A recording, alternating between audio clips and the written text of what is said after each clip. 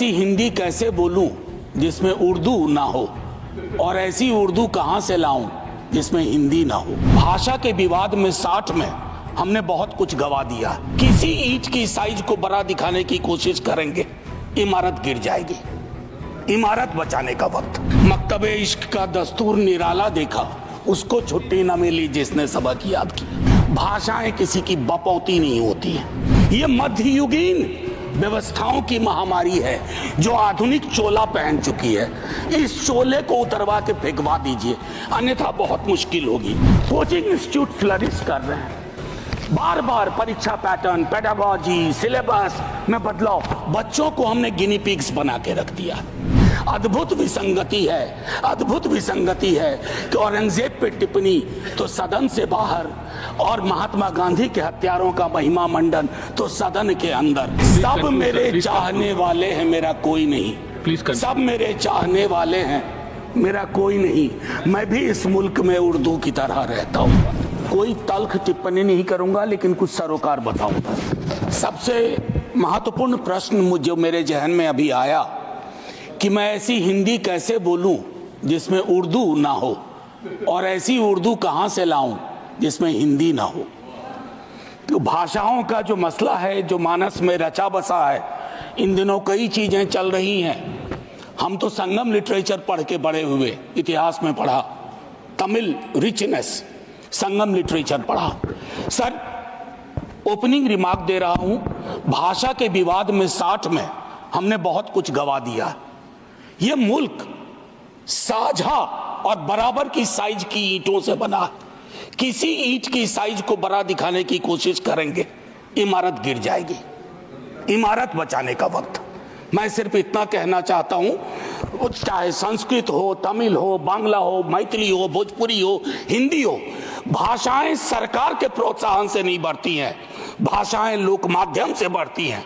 और अगर हिंदी भाषा बढ़ी है तो लोक माध्यम से बढ़ी है, छोटे छोटे गानों से बढ़ी है।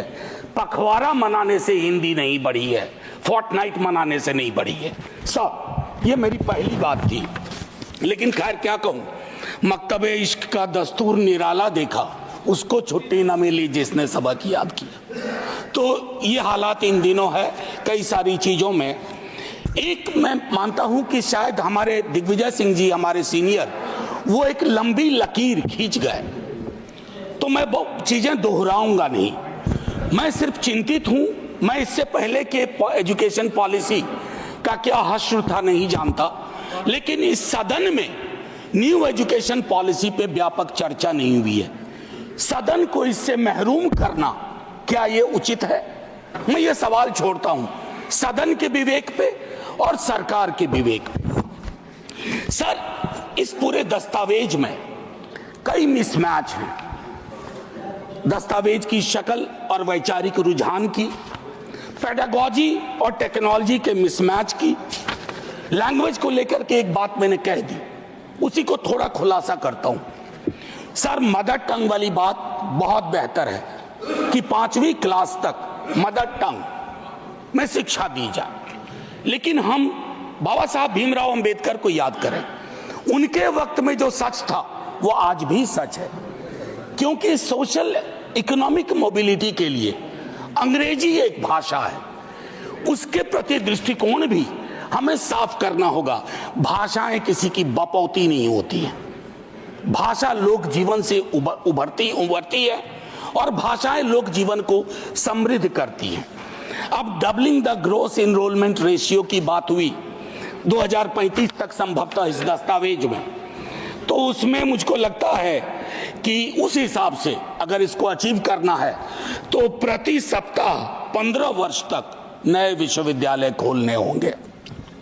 अब आइए सर, मैं एक महत्वपूर्ण विषय पे आता हूं, और इस विषय पे संभवतः मैं 50 बार बोल चुका हूं। सर, एक चीज होती है एनएफएस, ये एकलव्य ढूंढने का नया तरीका हो गया, नॉन फाउंड सूटेबल।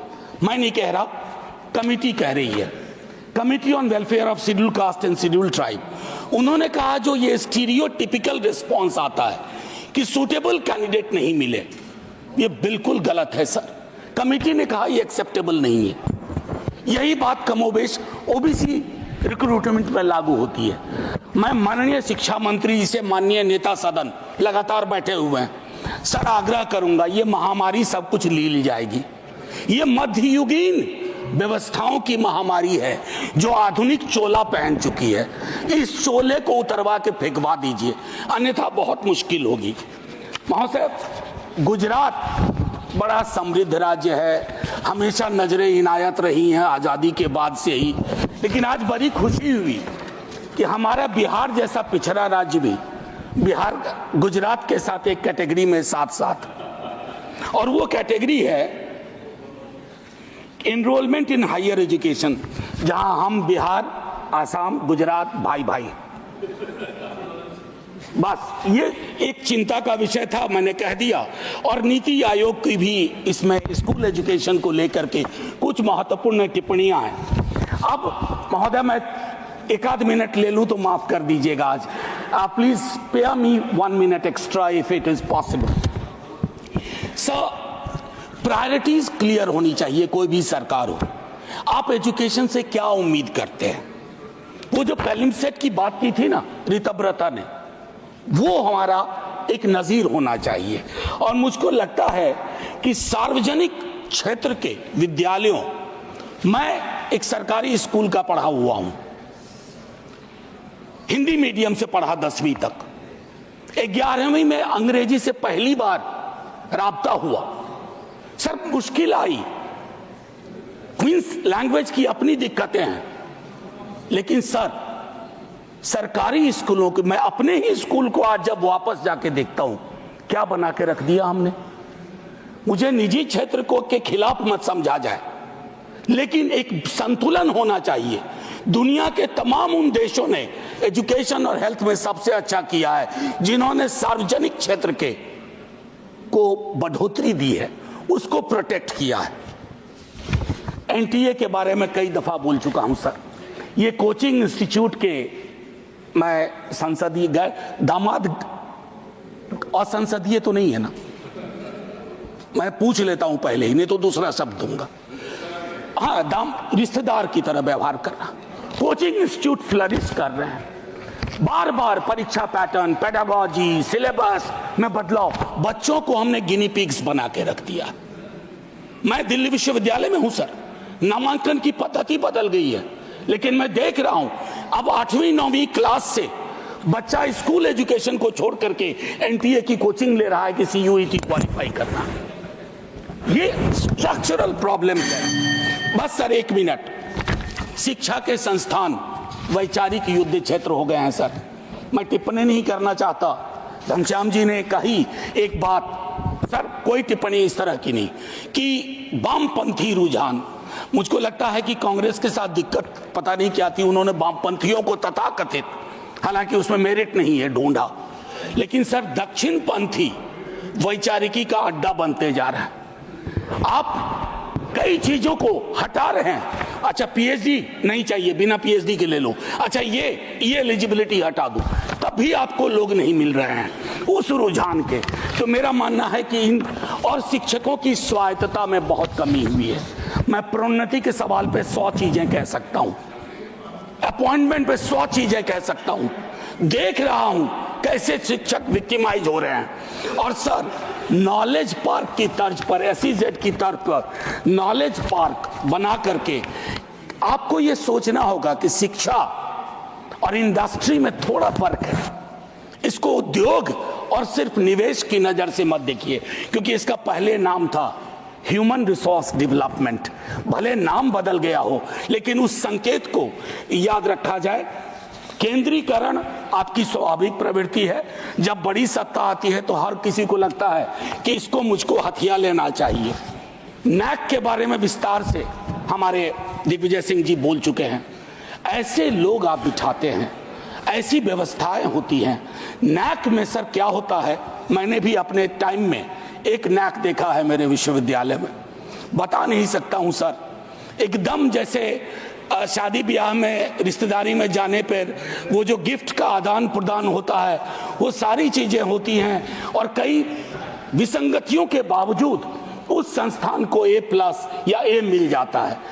रिविजिट करिए, धर्मेंद्र माननीय शिक्षा मंत्री जी से कहूंगा, शिक्षा मंत्री और रेल मंत्री सबसे डिफिकल्ट काम है इस देश में। आप एक महत्वपूर्ण पद पे हैं। मैं आपसे कहूंगा, आपकी सरकार नहीं होगी लेकिन इस नीति का प्रभाव रहेगा। इसलिए कोशिश किया जाए हम सबको कि हम सब ऐसी व्यवस्था विकसित करें जहां खुले मन से बोलने के लिए कोई बंद ना कर दिया जाए। डेमोक्रेसी की एक परिभाषा है sir, true democracy is one where you are not closed for being open. आखिरी 30 सेकेंड मैं एक और चीज कहूंगा सर, संजय जी कह के गए, मैं विवाद में ही नहीं, मैं हिस्ट्री का स्टूडेंट हूं सर।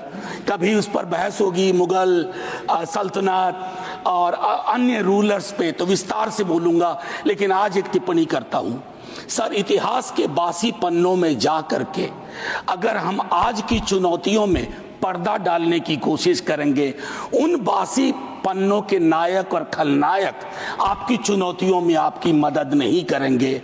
अद्भुत विसंगति है, अद्भुत विसंगति है कि औरंगजेब पे टिप्पणी तो सदन से बाहर और महात्मा गांधी के हत्यारों का महिमा मंडन तो सदन के अंदर। सर आखिरी में मैं यही कहूंगा कि सब मेरे चार सर ये उनको